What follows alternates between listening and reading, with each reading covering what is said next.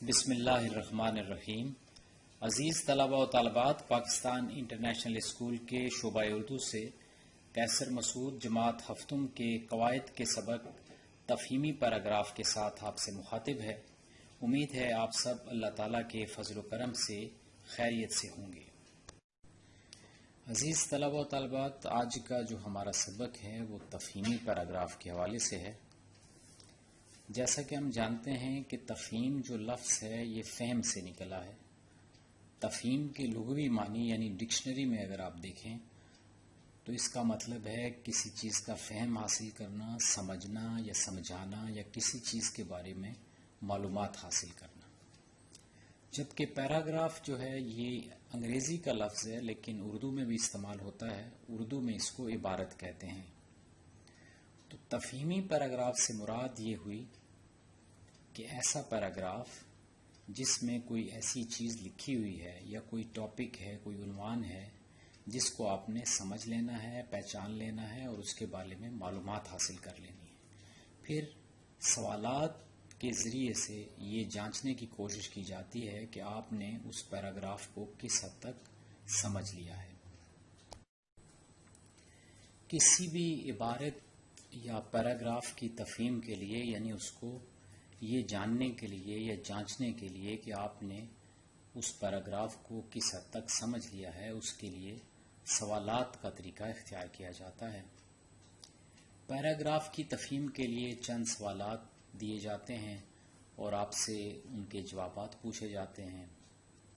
سوالات پیراگراف میں دی گئی معلومات کے مطابق ہوتے ہیں، یعنی ایسے سوالات آپ سے پوچھے جاتے ہیں کہ جو اسی پیراگراف کے پر محیط ہوتے ہیں۔ پیراگراف طلباء کی جماعت اور ذہنی سطح کے مطابق ہوتا ہے، یعنی آپ کو ایسا پیراگراف نہیں سمجھنے کو دیا جاتا، نہ تفہیم کے لیے دیا جاتا ہے کہ جو آپ کی ذہنی سطح سے بہت بلند ہو، یعنی جیسی کلاس ہوگی ویسا ہی پیراگراف بھی ہوگا۔ جب آپ بڑی جماعتوں میں جاتے ہیں تو پیراگراف بھی ذرا بڑا ہوتا جاتا ہے اور تھوڑا سا مشکل ہوتا ہے، لیکن چھوٹی کلاسوں میں ایسا نہیں ہوتا۔ درست جوابات کی تعداد سے اندازہ لگایا جاتا ہے کہ طلباء و طالبات نے پیراگراف کو کس حد تک سمجھ لیا ہے۔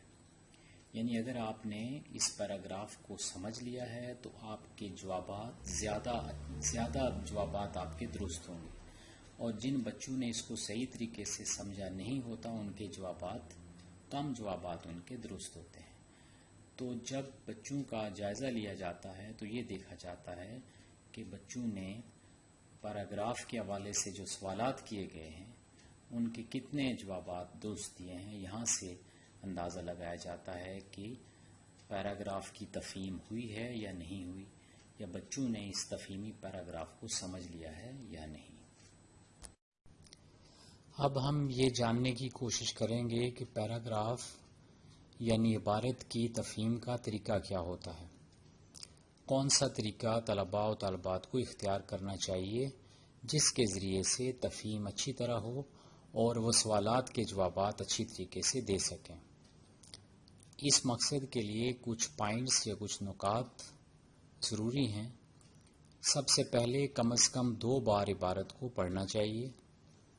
کئی بچے ایسے کرتے ہیں کہ جو ہی ان کے سامنے پیراگراف آتا ہے لکھنا شروع کرتے ہیں تو جواب ڈھونڈنا شروع کر دیتے ہیں۔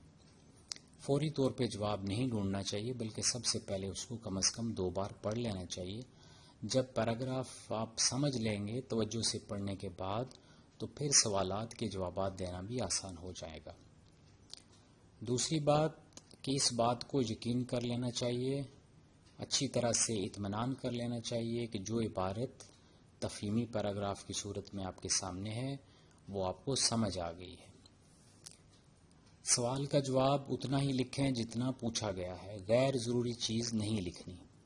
مثال کے طور پہ اگر یہ پوچھا گیا ہے کہ پاکستان کے بانی کا نام کیا ہے تو بس اتنا ہی لکھ دینا کافی ہے کہ پاکستان کے بانی کا نام قائد اعظم محمد علی جناح ہے۔ وہ کہاں پیدا ہوئے، کیا کرتے تھے، یہ اس میں نہیں پوچھا گیا، لہٰذا وہ لکھنے کی ضرورت نہیں ہوتی۔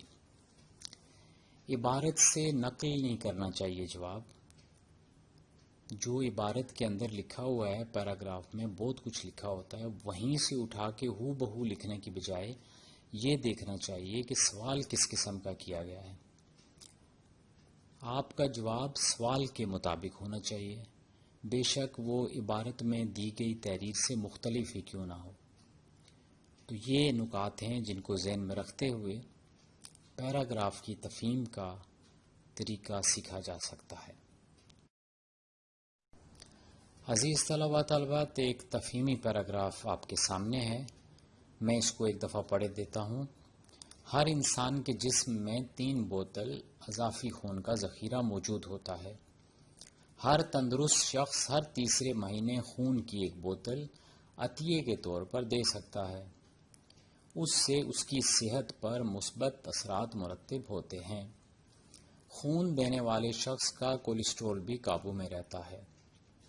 3 ماہ کے اندر اندر نیا خون اس ذخیرے میں شامل ہو جاتا ہے۔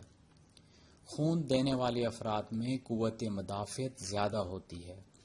قوت مدافعت کہتے ہیں وہ قوت جو بیماریوں سے لڑتی ہے۔ انسان کے اندر ایک اللہ تعالیٰ نے قوت رکھی ہے، جو کوئی بیماری آپ پہ حملہ آور ہوتی ہے تو آپ کا جسم اس کے خلاف لڑتا ہے، اس قوت کو قوت مدافعت کہتے ہیں۔ وہ جلدی بیماریوں کا شکار نہیں ہوتے۔ خون دینے والے افراد موٹاپے سے بھی محفوظ رہتے ہیں۔ جسم سے خون نکالنے سے پیشتر مکمل جانچ پڑتال کرنا ضروری ہے۔ خون دینے والے شخص کا صحت مند ہونا لازمی ہے، ورنہ کئی خطرناک امراض خون لینے والے شخص تک پہنچ سکتی ہیں۔ یہ ایک چھوٹا سا پیراگراف ہے، اس کے کچھ تفہیمی سوالات آپ کو نظر آ رہے ہیں۔ آپ نے اپنی نوٹ بک پر ان سوالات کو حل کرنا ہے۔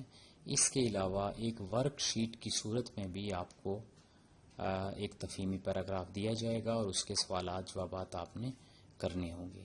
اس طریقے سے آپ کا ہوم ورک بھی ساتھ ساتھ مکمل ہو جائے گا اور ورک شیٹ کا کام بھی آپ کر سکیں گے۔